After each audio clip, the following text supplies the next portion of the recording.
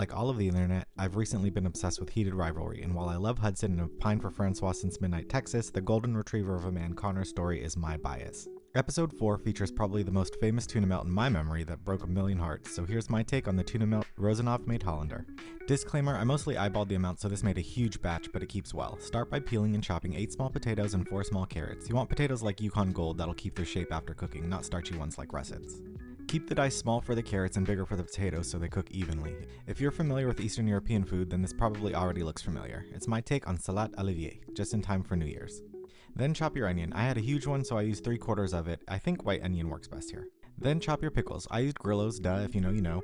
These were already sliced, but if you're using whole, it'd be 3 or 4. Also, if whole, it might be worth peeling the skin. Add to your onions and mix in 2 or 3 tablespoons of the brine and set aside. Then I chopped some cured black olives. Use whatever, Kalamata, green, but just don't use black canned olives. Put your carrots and potatoes in a pot, hopefully bigger than mine, and cover with water. You're going to be adding in 5 eggs once it reaches a boil, so you want to add more water than you think. Boil for about 13 minutes, and 30 seconds before it's done, put in a cup of frozen peas. Strain and then lay out on some paper towels to dry. Cool the eggs in some water and then peel and chop. Now chop a handful of dill. I love dill, but if you're not a fan, you can easily sub with parsley, or do both, I don't know your life. To the pickles and onions, add 3/4 of a cup of mayonnaise, a 1/4 cup of sour cream, and 1 to 2 tablespoons of Dijon mustard. Again, I forgot to film this, but you also want to add a couple of tablespoons of Worcestershire sauce. Add your dill, olives, and a generous cracking of black pepper and mix it all up. Add in your cooled and dry veg, your eggs, and fold to incorporate. Normally in salade Olivier you'd use ham or bologna or something, but I'm using tuna and I think Rozanov did too.